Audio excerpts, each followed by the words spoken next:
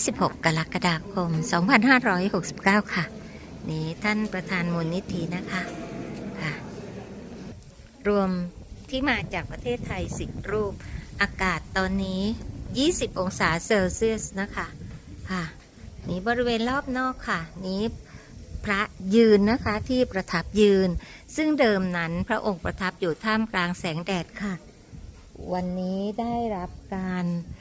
สถาปนาเข้ามาสู่สถานที่อันประณีตนี้นะคะเรามาร่วมกันถวายนะคะบูชาไว้ในพระรัตนตรัยถือว่าเป็นการให้มีการใช้สอยในสถานที่นี้นั่นเองนะคะอนุโมทนาสาธุสาธุสาธุร่วมกันค่ะ